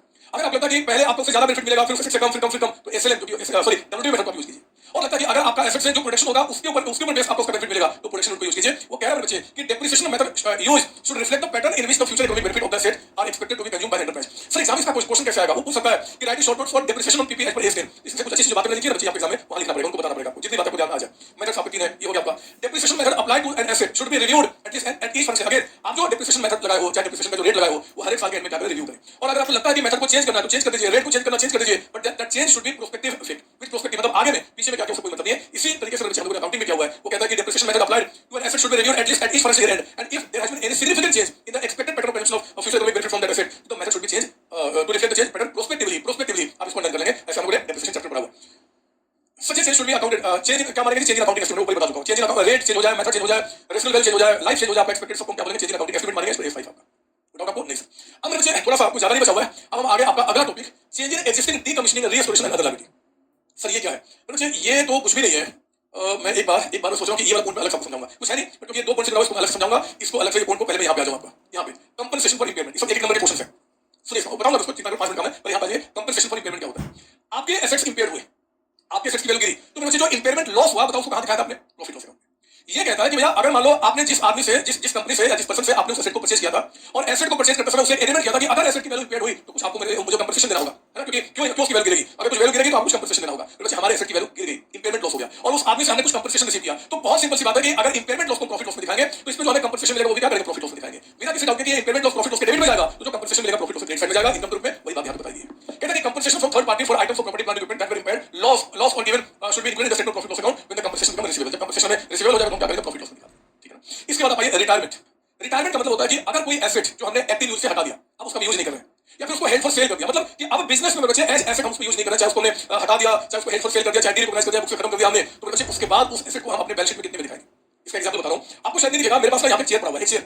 ये चेयर हमने क्या किया था जी, मान लो 5 लाख से परचेज किया था, और आज डिप्रेशन करते करते करते करते इसकी वैल्यू मेरे बुक में मान लो 1 लाख रुपए पड़ी हुई है, मान लो इस चेयर की वैल्यू 1 लाख रुपए पड़ी हुई है। अब मैं इस चेयर को बोलता हूं कि हटा दो, अब मुझे यूज नहीं करना, नया चेयर यहाँ पे लाना है, तो मैं इस चेयर को क्या करूंगा जी, हटा दूंगा, रिटायर कर दूंगा। और हमने बोला कि ठीक है इसको ना आप क्या करना, रख दो कहीं पे, किसी दूसरे को कोई आके तुम्हारे उसको बेच देना। तो बच्चे ये एसेट अभी मेरे बुक में है ना, मेरे पास है ना, अभी बेचा तो नहीं ना, तो जब तक मेरे पास बुक में रहेगा तब तक मैं उसको कितने प्राइस पे दिखाऊंगा। मतलब कि जो एसेट मेरे बिजनेस में अब यूज नहीं हो रहा है, रिटायर्ड हो चुका है, उसके बाद भी लेकिन बिजनेस में भी एग्जिस्ट कर रहा है, हमने भी बेचा नहीं है, तो कितने में दिखाएंगे। कहता है इस एसेट का कैरिंग अमाउंट चेक करो, आपके बुक में पहले से कितना है, फिर चेक करो इस एसेट का फेयर वैल्यू, मतलब नेट रियलाइजेबल वैल्यू, उसको बेचूंगा तो मुझे कितना पैसा मिलेगा, और जो भी लोड होगा उसको दिखा देना। इस बात है, ये मेरे बैलेंस शीट में भी 2 लाख का था, लेकिन देख रहा हूं कि बेचूंगा तो मुझे 40,000 मिलेगा, तो इसको बुक में कितने दिखाऊंगा, 40 पे जो घाटा फायदा हुआ उसको प्रॉफिट लॉस में ट्रांसफर कर दूंगा। यही बात है मेरे यहाँ पे, कहता है कि item of property plant equipment retired from active use and held for disposal should be stated at the lower of their carrying amount and net realisable value, short में इसको एनआरवी कहते हैं। एनी रिटन डाउन, इससे जो value कम होगा in this regard should be recognised immediately, हां जी, स्टेटमेंट ऑफ प्रॉफिट लॉस यानी प्रॉफिट लॉस अकाउंट। इसका मतलब बैलेंस शीट में जो ये चेयर है मेरा 1 लाख रुपए का है, कैरिंग अमाउंट इसको बोलते हैं, एनआरवी नेट रियलाइजेबल अमाउंट, मतलब इसको बेचूंगा तो मुझे लगता है कि 40,000 मिलेगा, तो अब मैं बैलेंस शीट में इस को कितने में दिखाना शुरू कर दूंगा, 40,000 पे। जो 1 लाख का था 40 पे दिखाऊंगा तो 60 का लॉस हो गया, लॉस कहां दिखाऊंगा, प्रॉफिट लॉस अकाउंट में। वही बात कहता है, वही बात कहता है, याद रहेगा आपको ये सर, ठीक है। अब आगे आपका डीरिकॉग्निशन। डीरिकॉग्निशन का मतलब कि तब मैं अब अपने प्रॉपर्टी प्लांट इक्विपमेंट को हटा दूंगा। ये तो रिटायरमेंट हुआ, रिटायरमेंट का मतलब होता है कि आप उसको एक्टिव यूज से हटा दिया, एक्टिव यूज से, लेकिन हमारे पास ही है, हमारे पास ही है। डीरिकॉग्निशन का मतलब क्या होता है कि आप उसको कंप्लीटली अपने बैलेंस शीट से हटा देना, अपने बुक्स ऑफ अकाउंट से हटा देना, उसको बोलते हैं derecognition. Carrying amount of property plant equipment should be derecognised कब जी, या तो जब उसका सेल हो जाए, या फिर आप उसका no future economic benefit are expected from the use और डिस्पोजल, आपका मतलब बिल्कुल स्क्रैप हो गया, बर्बाद हो गया, उसका कोई यूज ही नहीं है, ना बेस से कुछ पैसा मिलेगा, बिल्कुल खत्म हो गया, तो उसको बोलते हैं कि आपका डीरिकॉग्निशन। याद रखिए बात, कंपनसेशन फॉर इंपेयरमेंट से 1 मार्क का क्वेश्चन है, एमसीक्यू में आ सकता है कि बताओ इसका क्या ट्रीटमेंट होगा, 4 ऑप्शन दिया जाएगा, जो मैंने बताया वो आपको टिक मार्क करना है। रिटायरमेंट का मतलब कि वो एक्टिव यूज से हटा, बट हमारे पास हेल्ड फॉर डिस्पोजल है, कोई बेचा नहीं है। एंड डीरिकॉग्निशन का मतलब कि अपने बुक से वो हटा देना, हमने हटा देना, ठीक है। जब बुक से हटाएंगे उसमें जो लॉस या गेन होगा वो कहां जाएगा, अगेन प्रॉफिट लॉस अकाउंट। जब उसको उस एसेट को हमने हटा दिया, हमने जितने में मान लो 40,000 हमने दिखाया था जिसको रिटायरमेंट के बाद, बेचे तो हमें 35 मिला या 45 मिल गया, तो जो भी घाटा फायदा वो सब कहां जाएगा, प्रॉफिट लॉस अकाउंट में। वही बात मैं बता रहा है, उसको पढ़ जाएंगे बहुत आसानी से आपको समझ में आ जाएगा। अब मेरे से ये यहाँ पे खत्म होने वाला है, एक ऊपर का टॉपिक मैं आपको बताऊंगा, लेकिन उसके पहले डिस्क्लोजर। मैंने कहा था जब एस 1 को पढ़ाया था कि भैया जो बैलेंस शीट बनाते हैं, प्रॉफिट लॉस बनाते हैं, तो 2-3 पेज का बनता है, डिस्क्लोजर्स बहुत ज्यादा होते हैं, 200-250 पेज के डिस्क्लोजर्स आपके होते हैं। तो पीपी को लेकर हमें क्या क्या डिस्क्लोज करना अपने प्रॉफिट लॉस में या बैलेंस शीट में, वो सारी बातें देखो आपको यहाँ पे क्या बताया जाता है। कहते हैं ये रखना पड़ेगा आपको, ये सब रियलाइज कीजिए, समझ में आ जाएगा। Financial statement should disclose for each class of property plant equipment. क्या डिस्क्लोज करेंगे जी? एक तो मेजरमेंट बेस, किस बेसिस पे आपने उसको मेजर किया, कॉस्ट मॉडल पे एलिवेशन आपको बताना पड़ेगा, सब बताना पड़ता है डिटेल में आपको डिस्क्लोजर के अंदर। आपको बताना पड़ेगा किस मेथड से आपने डेप्रिसिएशन चार्ज किया है, क्या यूजफुल लाइफ आपका एसेट्स का है या फिर डेप्रिसिएशन रेट आपने यूज किया वो बताना पड़ेगा। आपके एसेट्स का ग्रॉस कैरिंग अमाउंट आपका कितना है, आज तक का इक्विवेलेंट डेप्रिसिएशन कितना है वो बताना है आपको, बिगिनिंग में और एंड में आपको बताना पड़ेगा। आपको बताना पड़ेगा कि रिकॉन्सिलिएशन करते समय कि भैया स्टार्टिंग में और एंड में आपका कितना आपका एसेट्स था, एडिशन कितना हुआ, रिटायर कितना हुआ, कुछ एक्वायर किया है बिजनेस कंडीशन में, मतलब किसी कंपनी को एक्वायर किया उससे कोई एसेट्स आपके पास आया है, कोई आपका रिवोल्यूशन में इंक्रीज डिक्रीज हुआ है, कोई इम्पेयरमेंट लॉस आपको हुआ है, कुछ डेप्रिसिएशन चार्ज किया वो बताना पड़ेगा। तो ये बस आपको ये नहीं कि डिस्क्लोजर आपके एग्जाम में एक वर्ड आपको याद रहेगा, क्योंकि जब तक प्रैक्टिकल लाइफ में आपको सारी बातें याद रहेंगी, बट कुछ बातें तो बड़े आसानी से आप याद कर सकते हो। अगर पीपी था तो पीपी में डेप्रिसिएशन रेट क्या था, ओपनिंग वैल्यू क्या था, क्लोजिंग वैल्यू क्या था, एडिशन कितना क्या, सबट्रैक्शन कितना क्या, किस रेट से डेप्रिसिएशन चार्ज कर रहे हैं, एसेट्स का लाइफ कितना, किस मेथड से चार्ज कर रहे हैं, वो सारी बातें आपको बतानी पड़ती है। कुछ चीजें आप याद करना कोई बात नहीं, सारी बातें तो मुश्किल है। अब हो जाए बहुत मजे की बात, मैंने बिजनेस से कितना एक्वायर किया, कितने को रिटायर कर दिया, सारी बातें। इसके साथ साथ आपको और भी क्या डिस्क्लोज करना है। अगर जो प्रॉपर्टी प्लांट इक्विपमेंट है, अगर उसमें कोई रेस्ट्रिक्शन है जी आपके पास, मतलब कोई आपने मॉर्गेज किसी को किया है या फिर आपने किसी को कोई दो लोग तीन लोग उसको यूज कर रहे हैं, किसी तरह का रेस्ट्रिक्शन वो आपको बताना पड़ेगा, है ना। मेनली आपका सिक्योर है, मतलब किसी को अगर मॉर्गेज किया है तो हमने ये भी बताना होगा कि अगर कोई प्रॉपर्टी प्लांट इक्विपमेंट में कंस्ट्रक्ट कर रहा हूं तो उसके ऊपर मैं इस साल कितना खर्च किया है, पहले से कितना खर्च हुआ था वो बताना पड़ेगा। कोई एसेट्स जो रिटायर किया है वो बताना पड़ेगा, कोई हमने डिस्पोजल किया उसको बताना पड़ेगा। ये सारी बातें आपको डिस्क्लोज करना होता है। और अगर आपने एसेट्स नकदी को यहाँ पे रिवैल्यूड अमाउंट पे दिखाया है, आपने रिवैल्यूएशन मॉडल को फॉलो किया है, तो किस दिन पे रिवैल्यूएशन किया था वो बताइए, किसके थ्रू कौन वो इंडिपेंडेंट वैल्यूअर है जो आपको उस वैल्यू को बताया था कि आज उसकी वैल्यू कितनी होगी, उसका नाम बताइए। कोई और भी एजम्पशन आपने कर लिया तो वो भी आपको बताना पड़ेगा। ये हमने क्या किया, आपको डिस्क्लोजर के बारे में बताया बच्चे, ये हमारा डिस्क्लोजर यहाँ पे खत्म हुआ। आप चाहो तो एक बार मैं आपको एक मिनट का समय देता हूँ, आप इसको पढ़ लो, और ये वो चीजें हैं जो आपको रटना ही पड़ेगा। समझाने वाली बातें समझा दिया, कहीं डिस्क्लोजर आ गया तो अक्सर देखा गया कि बच्चा डिस्क्लोजर में छोड़ के जाता है, बट इसमें कुछ भी नहीं होता। पीपी आप ऑलरेडी जानते हैं, बैलेंस शीट बनाते हैं उसमें क्या क्या चीज आप दिखाते जानते हैं, उसका ही मतलब थोड़ा बहुत आपको डिटेल एक्सप्लेनेशन देना होता है। इसको समझ लीजिए, मैं किनारे जाता हूं, एक मिनट इसको पॉज करके पहले सारा चीज इसको रट लो, अपने बुक से देख लो ना, अपने बुक से देख लीजिए, इसको प्रॉपर तरीके से सारा इसको समझ लीजिए, दो चार बार इसको रट पढ़ लीजिए ताकि दिमाग में बात बैठ जाए, फिर मैं आगे बढ़ता हूं। पता है एक बात बताऊं, सच्चाई ये सारी बातें ना पहले मैं लिखाया करता था, लिखवाने से क्या होता था कि लिखते समय चीजें आपके दिमाग में बैठ जाती थी, लेकिन आप में से कई सारे बच्चे मुझे बोलना शुरू किए कि सर लिखवाओ नहीं, हम खुद पढ़ लेंगे, आप बस समझा दीजिए, अब मैं क्या करूं। बट सारे इसमें काम नहीं हो सकता। अभी आगे जो एस आएंगे वहां पे बहुत लिखवाने की रिक्वायरमेंट आएगी, तो देखता हूं या तो मैं नॉर्मल बोर्ड पे डिजिटल बोर्ड पे किसी पे पढ़ा दूंगा, बट आपको जब लिखवाऊंगा तो लिखना है आपको अपने यहां, तो ये बस समझ में किनारे हो जाता हूं, लो किनारे हो गया। इसको पॉज करके आप पढ़ लेंगे इसको पूरा। अब आप बच्चे हमारे पास आ गया लास्ट इसके अंदर में ट्रांजिशनल प्रोविजन। ट्रांजिशनल प्रोविजन का मतलब होता है कि कोई आइटम्स जो कि हम पहले किसी और तरीके से ट्रीट करते थे, किसी और रूप में, और अब वो पीपी के अंदर कवर हो जाता है।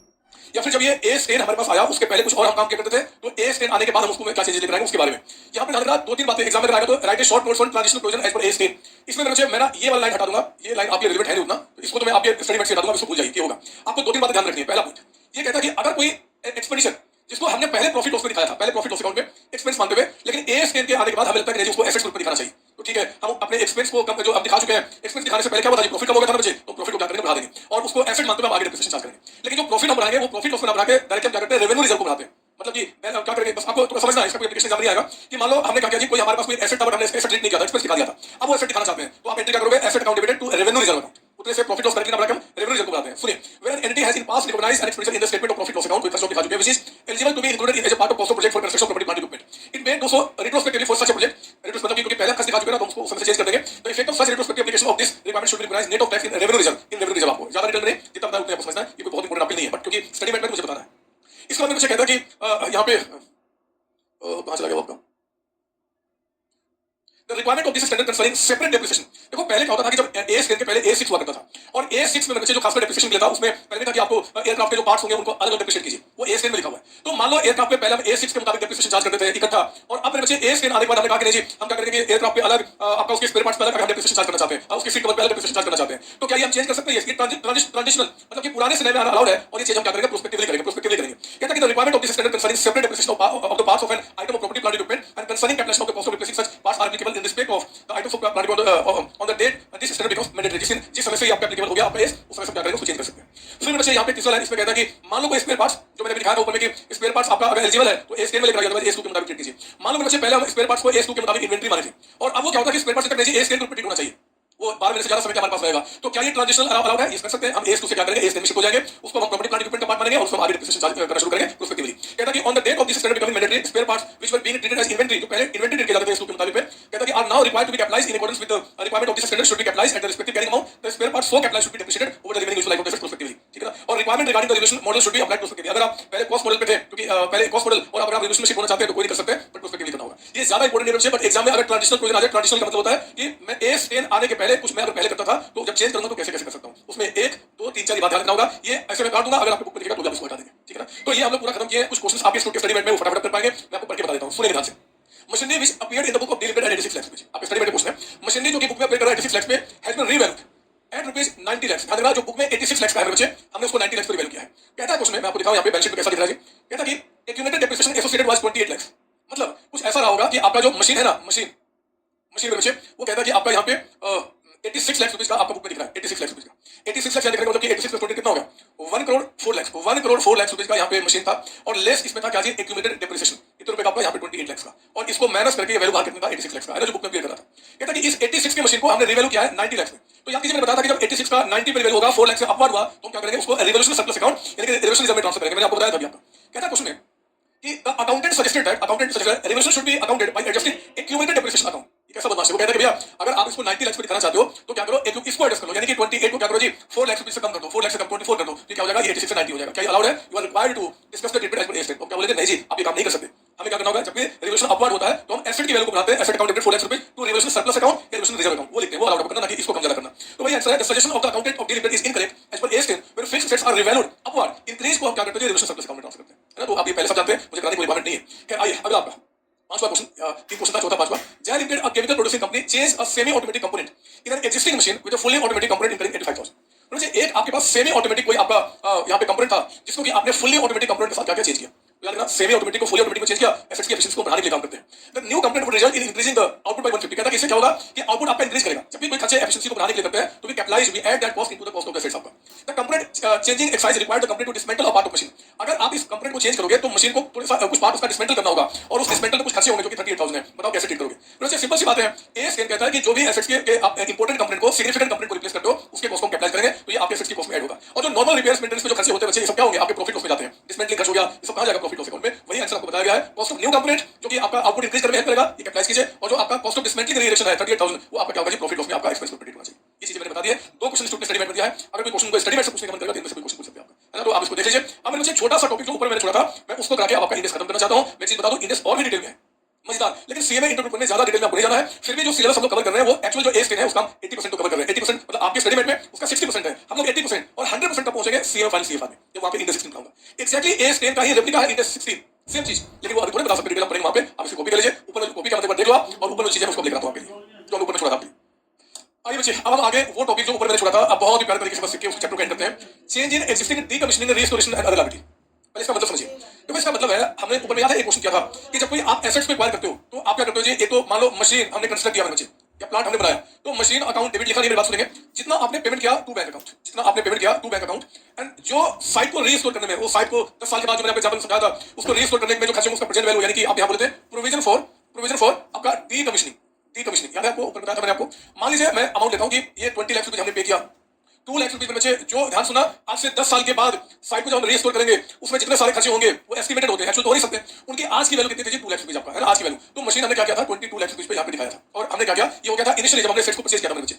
फिर हमने क्या किया 1 2 3 4 साल करते करते मशीन पे डेप्रिसिएशन चार्ज किया और करते करते हमारे बैलेंस शीट के अंदर में अब आपके पास मशीन कुछ इस तरीके से दिख रहा है हमारा जो मशीन है बच्चे मशीन वो कहता है कि मशीन जो 22 लाख का था वो तो कॉस्ट उसकी 22 लाख ही है मान लो आज तक जो हम उस पे डेप्रिसिएशन चार्ज कर चुके हैं एक्यूमुलेटेड डेप्रिसिएशन वो मान लीजिए हम लोग अगर 19 लाख रुपए का या फिर चलो ठीक है 19 लाख रुपए का हमने क्या किया आज तक डेप्रिसिएशन चार्ज कर दिया मैं रिपीट कर रहा हूं ये तो जब परचेज किया था तब ना उसके बाद कई साल गुजर चुके हैं गुजरने के बाद बैलेंस शीट में क्या दिख रहा है कि मशीन की वैल्यू कितनी बच गई यहां पे 3 लाख रुपए आपका 3 लाख रुपए का मशीन बच गया ये हम लोग क्या कर रहे हैं बैलेंस शीट में अपना मशीन कौन से मॉडल पे दिखा रहे हैं कॉस्ट मॉडल पे दिखा रहे हैं कॉस्ट मॉडल पे आपका है ना और ये चला था आपका और मॉडल की यहां पे हमने क्या किया था जी प्रोविजन फॉर डीकमीशनिंग हमने यहाँ पे कितना लिखा हुआ था आपने 2 लाख रुपए का अमाउंट जो आपने इस डेट पे थे ये तो ऐसे नहीं जाएगा है ना उसके बाद आपका ये अमाउंट है इसमें कुछ और भी चीजें होती है बट अभी मैं उसमें नहीं जाता जो आपने जितना सीखा उसी मुताबिक बता रहा हूं ये सिचुएशन में बैलेंस शीट का दिख रहा है कॉस्ट मॉडल पे अब होता क्या है कि कुछ वर्ष गुजरने के बाद आपको लगता है कि जो हमने एस्टिमेट लगाया था ना कि 2 लाख रुपए खर्च होगा प्रोविजन फॉर डीकमीशनिंग पे जो 2 लाख रुपए खर्च होंगे यानी कि जो फ्यूचर में 10 साल के बाद खर्च होगा उसकी आज की वैल्यू हमने कितना 2 लाख जो एस्टिमेट करके रखा था तो मुझे आज अचानक क्या हुआ हमें लगता है कि 2 लाख रुपए खर्च नहीं होगा ये 2 लाख रुपए खर्च नहीं होगा ये खर्च मान लो लगता है कि 5 लाख रुपए होगा चलो 3 लाख रुपए लेता हूं कोई कर नहीं चलो 5 लाख रुपए यानी कि हमने जो आज एस्टिमेट लगाया था उसकी सबसे 2 लाख रुपए में सोचा करता था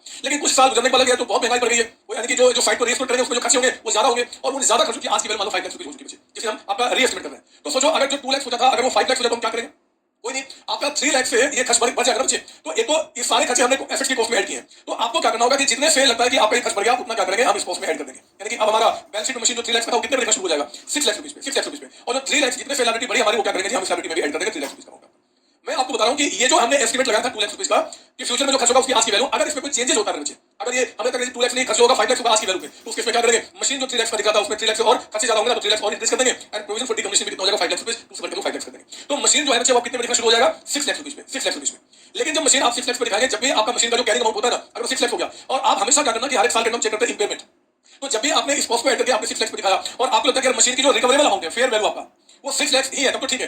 अगर तक 6 लाख नहीं है, ये तो 5 लाख रुपीज हमें लगता है, तो आप क्या करना, 1 लाख रुपीज का यहाँ पे इम्पेयरमेंट लॉस बुक कर लेना और 5 लाख पे दिखा देना। ये सारी बातें जो अभी आपको सिखा रहा हूँ सिर्फ एमसीक्यू के लिए बच्चे, एक लाइन दिया रहेगा, 4 ऑप्शन होगा, वहां पे सही में टिक मार्क करना होगा। तो आपको यही बताना कि अगर जो प्रोविजन था फॉर डीकमिशनिंग, अगर उसमें कोई चेंज आता है, चेंज क्या होगा, या तो बढ़ गया या फिर घट गया। अगर बढ़ गया बच्चे, तो हम क्या करेंगे कि एक तो अपनी एसेट्स की कॉस्ट में ऐड कर देंगे और दूसरा क्या करेंगे, प्रोविजन फॉर डीकमिशनिंग में ऐड कर देंगे। एसेट्स की कॉस्ट में ऐड करते हैं, एसेट्स कितने का हो जाएगा, 6 लाख रुपीज का, लेकिन हर एक साल के अंदर मैंने पहले बता दिया कि आप चेक कर दो कहीं कोई इम्पेयरमेंट लॉस तो नहीं है। अगर इम्पेयरमेंट लॉस है, मान लो फेयरवेल 5 लाख है, तो 1 लाख रुपए और कम करके उसको 5 लाख दिखाना शुरू कर देंगे, पूरा जो 1 लाख रुपए कम हुआ वो इम्पेयरमेंट लॉस प्रॉफिट लॉस चला जाएगा।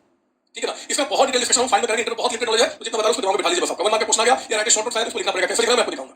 लेकिन बच्चे मान लीजिए यहाँ पे क्या होता है कि ये जो प्रोविजन फॉर डीकमिशनिंग जो आपने यहाँ पे 2 लाख रुपीस का अमाउंट आपने एस्टिमेट लगाया था, 2 लाख का, मैं यहाँ पे आगे बढ़ता हूँ, 2 लाख का एस्टिमेट लगाया था, लेकिन मान लो अब लगता है कि 2 लाख खर्च नहीं होगा, ये लगता है कि हमें 1,50,000 ही खर्च होगा, 150 लगेगा, मतलब जो साइड रेजिस्ट्रेशन पे जो उसमें खर्च लगेगा उसकी आज की वैल्यू में कितना दिखता है, मान लो आपका 150 है, 1,50,000 रुपए। अब हम क्या करेंगे, तो कोई बात नहीं, अगर ऐसा लगता है तो मेरे बच्चे हम लोग क्या करेंगे जी, 2 लाख के अमाउंट में कितना कम कर देंगे, 50,000, और जो आपने इसके कॉस्ट में 2 लाख से इंक्रीज किया था क्या 150 हो गया ना, तो 50 हम क्या करेंगे, यहाँ से कम कर देंगे, यहाँ से कम कर देंगे, तो एसेट्स आपका 250 पे हो जाएगा और दूसरा पे हो जाएगा, काम पूरा हो गया।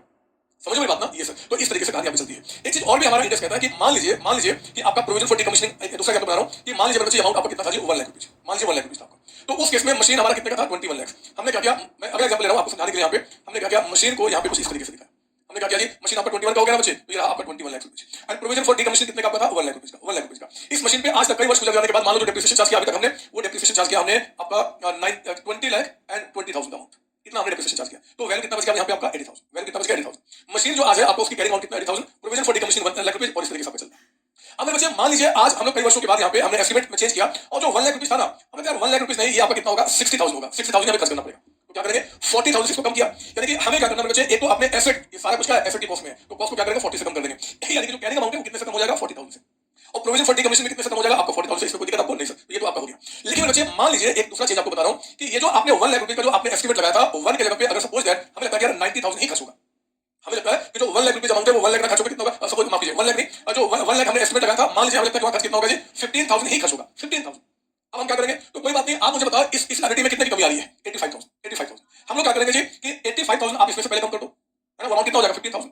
लेकिन वैसे आप देखो एसेट तो आपकी बैलेंस शीट में 80 का है ना, हम 80 में 85 कैसे कम कर सकते हैं, क्या पॉसिबल है, नहीं है। अब हम क्या करें, तो हमारा एस कहता है कि भैया आप तो यहाँ पे उतना ही टू द मैक्सिमम कम कर सकते हैं जितना की कैरिंग अमाउंट है, यानी कि 80,000 आप इसको कम करके इसकी वैल्यू क्या कीजिए, नील कर दीजिए, और जो एक्स्ट्रा 5,000 और कम हो गया ना, वो क्या करेंगे कि आप अपने प्रॉफिट लॉस अकाउंट में, आप अपने प्रॉफिट लॉस में क्या करेंगे, उस 5,000 को आप अपना फायदा दिखा दोगे, प्रॉफिट लॉस में ऐड कर देंगे, यानी कि जब प्रॉफिट लॉस अकाउंट बनाऊंगा उसमें 5,000 को फायदा दिखा दूंगा और फायदा क्या होगा यहाँ चल जाएगा। सर हम फायदा क्यों दिखाएंगे, सिंपल सी बात है बच्चे, जो आप आपकी वैल्यू अगर एसेट्स की 80,000 बची हुई है, यानी कि अभी तक आपने बाकी अमाउंट डेप्रिसिएट कर दिया है, डेप्रिसिएशन चार्ज किया है, और जितना अमाउंट आपने डेप्रिसिएट कर दिया है और जो बचा हुआ है, अब कहता है कि अब ये 85,000 से आपका कम हो गया, तो इस 85 में 80,000 इसमें से कम कर देंगे, वो 5,000 जो एक्स्ट्रा कम हुआ, यानी कि उतना ज्यादा हम डेप्रिसिएशन चार्ज कर चुके हैं प्रॉफिट लॉस में पहले के सालों में, तो क्या करेंगे जो प्रॉफिट लॉस अकाउंट से एडजस्ट करेंगे, यानी कि प्रॉफिट लॉस को क्या करेंगे 5 से बढ़ा देंगे, तो होगा क्या 85 माइनस प्लस 5 आपका 80 खत्म हो गया, 80 खत्म हो गया, दोनों आपको टैली कर जाएगा। समझ में बात में क्या बता रहा हूं, इन्हीं बातों को बच्चे ध्यान दीजिए, कैसे बोलते हैं जरा सुन लो। यहाँ पे आपका change in existing decommissioning restoration and other liability में क्या बताते हैं, कहते हैं कि cost of property plant equipment में undergo change subsequent to its acquisition और कंस्ट्रक्शन और account of change in liability, price adjustment, change in duty, change in initial estimate of amount provide for dismantling, मतलब जो आपने provision जो बना के रखा उसके चेंज के चलते भी आपका अमाउंट चेंज हो सकता है ना। तो उस केस में कहते हैं कि इसको इस तरीके से अकाउंटिंग करना है। अगर जो रिलेटेड एसेट्स है उसको हम कॉस्ट मॉडल पे दिखा रहे हैं, अभी मैं क्या कर रहा था, कॉस्ट मॉडल को लेकर आपको समझा रहा था, तो कहता है उस केस में कि सब्जेक्ट टू बी ने कुछ बोला है, क्या बात देखेंगे, change in liability should be added और deducted from cost of related assets, जितने से लायबिलिटी आपकी कम हो रही है, बढ़ रही है, पहले तो आप एसेट के कॉस्ट में क्या कीजिए, उसको प्लस माइनस कीजिए। मैंने 2-3 एग्जांपल आपको दिखाया, आई थिंक बाकी बता दिया मैंने, जो 2-3 एग्जांपल दिखाया उसको हर एक मैंने क्या किया, इसको प्लस माइनस किया आपका यहाँ पे। फिर आगे बढ़ना आपका, कहता है कि the amount deducted from the cost of asset should not exceed it's carrying amount, ये देखिए यही बात, जितना अमाउंट आपका डिडक्ट हुआ है वो आपके एसेट के कैरिंग अमाउंट से ज्यादा नहीं हो सकता। अगर आपने 85 से कम कर दिया है तो कैरिंग अमाउंट तो मैक्सिमम कितना कम कर सकते हो, 80, और उसके बाद का जो अमाउंट कम क्या करेंगे, प्रॉफिट लॉस अकाउंट में दिखाएंगे। ये देखिए कहता है कि the amount deducted from the cost of asset should not exceed the carrying amount, if a decrease in the liability exceeds the carrying amount the excess should be recognised immediately in the statement of profit loss account, यानी कि आप उसको अपना जो profit loss बनाएंगे उसमें उसको income मान लेंगे। कैसे याद रखेंगे कि 80 बुक में वैल्यू है, 85 का लायबिलिटी कम हो गया, 85 का फायदा हो गया, तो वो फायदा क्या करेंगे 80 यहां से करेंगे, बाकी 5,000 प्रॉफिट लॉस दिखा देंगे। और ये जो प्रोविजन फॉर डीकमिशनिंग जो लायबिलिटी होगा बैलेंस शीट को कम करेंगे, ठीक है बच्चे, क्योंकि अब हमें 1 नहीं हमें 15 का खर्च करना पड़ेगा, उतनी लायबिलिटी रहेगी। फिर कहता है if the adjustment results in addition to the cost of asset, अगर आपका एडिशन होता है, मतलब जी जो बताया था मैंने कि 1 लाख रुपए का यहाँ पे है, मान लो ये लायबिलिटी लगता है 1,50,000 हो गया, 150 हो गया, तो क्या करेंगे आपका 50,000 से बच्चे जो यहाँ पे इंक्रीज करना है, हम उसको क्या करेंगे कि आपके एसेट की कॉस्ट में हम 50 से ऐड करेंगे, बताया था मैंने, इसमें 50 ऐड कर देंगे। प्रोविजन जो है आपने नोट किया उसमें हम क्या करेंगे 50,000 यहाँ पे ऐड कर देंगे, मैं इसको मिटा के दिखाता हूं आपको, हम लोग क्या करेंगे 50,000 यहाँ पे और ऐड कर देंगे, क्योंकि प्रोविजन फॉर डीकमिशनिंग आपका 150 हो गया, तो एसेट यहाँ पे कितने का हो गया 1,30,000। लेकिन जब भी आप एसेट्स को अपवार्ड यानी कि जब बढ़ेगा एसेट्स की कॉस्ट को बढ़ाओगे तो आपको इंपेयरमेंट लॉस चेक करना है, कहीं इंपेयरमेंट लॉस तो नहीं है, अगर दिखेगा तो उसको फिर कम करके क्या करेंगे, दिखाएंगे एक्चुअल वैल्यू पे और लॉस कहां जाएगा प्रॉफिट लॉस अकाउंट में, उसी बात को मैं यहाँ पे बताता है। If the adjustment results in addition to the cost of assets, enterprise should consider whether this is an indication that the new carrying amount of the asset may not be fully recoverable, क्या ऐसा लगता है कि जो new carrying amount है पूरा recover नहीं हो सकता, वो कब होगा जब रिकवरेबल अमाउंट इससे आपका कम हो जाएगा। तो उस केस में क्या करेंगे, if it is such an indication the enterprise should test the asset for impairment by estimating its recoverable amount and should account for any impairment loss in according to 28 क्या बोलता है कि अगर इंपेयरमेंट हुआ तो एसेट्स को कम करके दिखाइए और उस लॉस को प्रॉफिट लॉस में दिखाइए। ठीक है बच्चे, तो ये बातें मैंने बता दी। अगर एग्जाम में आ जाए कि write short notes on changes in existing decommissioning rate reliability as per a state, तो आपको ये बातें बतानी पड़ेगी, है ना। उसके बाद अगर आप एसेट्स को रिवर्सल मॉडल पे दिखा रहे हो, ये तो कॉस्ट मॉडल था, अगर आपका रिवर्सल मॉडल था तो बच्चे उस केस में हम क्या करेंगे, बहुत सिंपल शब्दों में हम उनको इस तरीके से समझाएंगे कि भैया अगर ये रिवर्सल मॉडल है तो हमने कई वर्षों के बाद जो बैलेंस शीट बनाया होगा, उस बैलेंस शीट में मशीन जो हम दिखा रहे होंगे वो तो रिवैल्यूड अमाउंट पे, मतलब उस समय की जो उसकी फेयर वैल्यू होगी, जो प्रोविजन फॉर डीकमीशनिंग बढ़ गया घट गया उससे तो उसको फर्क नहीं पड़ता, क्योंकि उस समय की जो एक्चुअल फेयर वैल्यू उसी पे दिखा रहे हैं। तो आपको क्या चीज करना है, यहाँ पे जो प्रोविजन फॉर डीकमीशनिंग है ना बच्चे, प्रोविजन फॉर डीकमीशनिंग याद है, मशीन को जब भी रिवैल्यूड अमाउंट पे दिखाते हो तो आपकी मशीन ये जो है बच्चे 21 लाख का उसकी आज एक्चुअल जो वर्क है ना, एक्चुअल वर्क उसी को हम यहाँ पे दिखाते हैं। फिर ये लायबिलिटी बढ़ गई घट गई, हमने कुछ और पेमेंट किया नहीं किया, उसको कोई फर्क नहीं पड़ता, हम उसको रिवैल्यूड अमाउंट पे दिखाते हैं आज की वैल्यू पे। तो वैसे सिचुएशन में क्या करेंगे, जो प्रोविजन फॉर डीकमीशनिंग आपका है, मान लीजिए इसके मुताबिक 1 लाख रुपए आपका, 1 लाख रुपए यहाँ पे, अब दो ही चीज होगा, या तो आपका प्रोविजन बढ़ जाएगा या फिर घट जाएगा। तो कहते हैं कि अगर ये प्रोविजन बढ़ गया, अगर लायबिलिटी मेरे बच्चे बढ़ गई, तो आप क्या करेंगे, जितना अमाउंट यहाँ पे बढ़ाओगे ना, मान लो 20,000 आपने बढ़ा दिया, लायबिलिटी 20,000 से बढ़ गई, तो जितना बढ़ाओगे देखो उसके बारे में क्या बताता है कि इंक्रीज इन लायबिलिटी, अगर लायबिलिटी बढ़ेगी तो जितना बढ़ेगी वो उस साल के प्रॉफिट लॉस में उतना क्या करना, आप लॉस दिखा देना, है ना। Increase in liability should be recognised in statement of profit loss account, यहां कैसे रखेंगे, लायबिलिटी बढ़ी, ये तो आपका ठीक है, ये रिवर्ट अमाउंट पे, ये अगर लायबिलिटी बढ़ गया तो जितना बढ़ेगा बैलेंस शीट नहीं करेगा उतना प्रॉफिट लॉस में क्या करेंगे, लॉस दिखा देंगे। लायबिलिटी बढ़ना तभी एक बार दूसरा कम हो जाएगा, प्रॉफिट इस साइड आता है बैलेंस शीट में, है ना। और अगर मान लो डिक्रीज लायबिलिटी होगा, अगर लायबिलिटी डिक्रीज करेगा तो उस केस में रिवॉल्यूशन रिजर्व यहां पे क्रिएट किया जाएगा या पहले से क्रिएट हुआ रहेगा, उतना अमाउंट उसमें ऐड कर देंगे। ठीक है बच्चे, तो ये चीज आपके दिमाग में बैठना चाहिए। हमने क्या बताया दोबारा सुन लीजिए, यहाँ पे आपका कि अगर लायबिलिटी इंक्रीज करेगी तो उतना प्रॉफिट लॉस में दिखा देंगे, और अगर लायबिलिटी डिक्रीज करेगी तो रिवॉल्यूशन सरप्लस करके वहां उतना अमाउंट उसको दिखा देंगे, इसको छेड़ेंगे नहीं, क्योंकि एसेट्स को हमेशा रिवैल्यूड अमाउंट पे ही दिखा देंगे आज के फेयर वैल्यू पे, है ना। तो इतनी सारी बातें, और भी बातें बहुत सारी है, बट हमारे इंटरव्यू उतना नहीं पढ़ना, हमने जितना पढ़ना बच्चे सीख लिया, जितनी सारी बातें इस स्टेज में हो सकती है सब कुछ मैंने बता दिया। एक बार फटाफट अब क्लास को एंड करने के पहले मैं ना एक बार आपको रिकैप कराना चाहता हूं कि एक्चुअली आपने आज क्या पढ़ा है, और आपके अंदर में कॉन्फिडेंस फील करना चाहता हूं कि एग्जाम में कोई भी क्वेश्चन आएगा बच्चे आप बहुत आसानी से कर जाएंगे। ये देखिए आप अपनी बुक चाहिए, यहाँ पे ऑब्जेक्टिव बता दिया, ऑब्जेक्टिव क्या होता है जी, accounting treatment of property plant equipment आपका डेफिनेशन आपने सीख लिया। डेफिनेशन में क्या, एक तो टेंजिबल आइटम्स अंडर करना, held for use and for period 12 months से ज्यादा, तो पीपी के डेफिनेशन में लेकर आएंगे। स्कोप पे बता दिया, सारे पीपी पे अप्लाई करेंगे, लेकिन कोई दूसरा एफ है जो कि किसी स्पेसिफिक एसेट्स को डील करता है तो वो यहाँ पे अप्लाई नहीं किया जाएगा। जैसे लीज अकाउंटिंग बोला हमने, सारे पीपी यहाँ पे आएंगे, बट बायोलॉजिकल एसेट्स नहीं आएगा, बायोलॉजिकल बियर प्लांट तो आएगा, बियर प्लांट के फ्रूट्स नहीं आएंगे, है ना, बाकी सब आएंगे। ये लिविंग एनिमल प्लांट्स नहीं आएगा, बट इसको इसके लिए कोई एसेट्स रखा हुआ है तो वो हमारे पास आएगा, वेस्टिंग एसेट्स नहीं आते। सब कुछ बताया, रिकॉग्निशन क्राइटेरिया मैंने बताया कि प्रूवेबल है कि फ्यूचर बेनिफिट मिलेगा एंड कॉस्ट का मेजर कर सकते हो। Small value item subjective matter है, प्रॉफिट लॉस में दिखा दीजिए, day to day servicing profit loss में दिखाइए, replacement of part of assets replace कर लो, तो उसके मैंने बताया कि अगर पीपी के क्राइटेरिया को मीट कर रहा है तो आप उसको एसेट्स की कॉस्ट में ऐड कीजिए, और नहीं तो फिर प्रॉफिट लॉस अकाउंट में खर्चे को दिखा दिए कैसे अकाउंट किया जाएगा। जो मेजर इंस्पेक्शन कॉस्ट है एसेट्स की कॉस्ट में होगा, उस ट्रीटमेंट को बताया था। अगर आज spare parts, stand by equipment, servicing equipment का ट्रीटमेंट ए स्टैंड के डेफिनेशन को मीट करेगा तो आपका पीपी अदरवाइज इन्वेंटरी को मीट करेगा, इसको के मुताबिक। इनिशियल रिकॉग्निशन आपके पीपी का हमेशा कौन सा होगा, कॉस्ट प्राइस पे होगा, कॉस्ट में क्या क्या इंक्लूड होगा, बहुत ध्यान से याद रखना। इसमें एग्जांपल में एमसीक्यू आ सकता है, केस स्टडी आ सकता है, न्यूमेरिकल आ सकता है। कौन कौन से खर्चे कौन कौन से खर्चे इंक्लूड नहीं होंगे उनका मैंने लिस्ट आपको दे दिया है ना। जो सेल कंस्ट्रेंट है वो भी इसी तरीके से बनता है, उसमें टू कराया मैंने प्रोविजन फॉर डीकमीशनिंग को लेकर, है ना, वो आपको दिखाया। फिर आपका सब्सिक्वेंट मेजरमेंट क्या होगा जी, या तो कॉस्ट मॉडल पे होगा या फिर आपका क्या होगा, रिवॉल्यूशन पे। रिवॉल्यूशन पे कैसे कैसे रिवॉल्यूशन हो सकता है, क्या घाटा फायदा, ये सारी बातें मैंने आपको डायग्राम से बताया हुआ है, हमने क्वेश्चन करके भी दिखा दिया कि एग्जाम में एंट्री आ जाए तो कैसे एंट्री पास करेंगे। डेप्रिसिएशन की सारी बातें हमने सीखी, डेप्रिसिएशन किस पे चार्ज होगा, कैसे चार्ज होगा, क्या क्या चीजें है, ये बहुत इंपॉर्टेंट आपको ध्यान रखना है। एग्जाम हो सकता है कि नोट ग्रुप में आ जाए, जब भी मेथड रेट चेंज होता है कुछ भी चेंज होगा, रेशनल वैल्यू चेंज होगा, चेंज इन अकाउंटिंग एस्टिमेट माना जाएगा एज पर एस5, पहले चेंज इन अकाउंटिंग पॉलिसी माना जाता था। मेथड फॉर डेप्रिसिएशन आपके पास 3 है, जो भी चीज चेंज करना होगा प्रोस्पेक्टिवली करना होगा। Change in existing decommissioning registration other मैंने बता दिया। अगर आपको इसको समझने में थोड़ी भी दिक्कत है तो जिसके साथ जो मैंने डायग्राम समझाया था ना, आप चाहो तो अपने रजिस्टर में उसको जो, ताकि बाद में आपको दिक्कत ना हो। ऐसे कोई दिक्कत इसमें नहीं, छोटी सी बात है, इसको देख लेंगे। इसका मतलब कंपनसेशन फॉर इंपेयरमेंट, इंपेयरमेंट का कोई कंपनसेशन मिलेगा, प्रॉफिट उसकी इनकम में दिखाइए। रिटायरमेंट एसेट्स जब भी आपके पास से रिटायर्ड हो जाएगा, रिटायर्ड मतलब कि यूज से हट गया लेकिन हमने उसको बेचा नहीं है, तो उसको बुक में कौन सा प्राइस दिखाते हैं, कैरिंग अमाउंट और एनआरवी व्हिचएवर इज लोअर पे आपका, व्हिचएवर इज लोअर।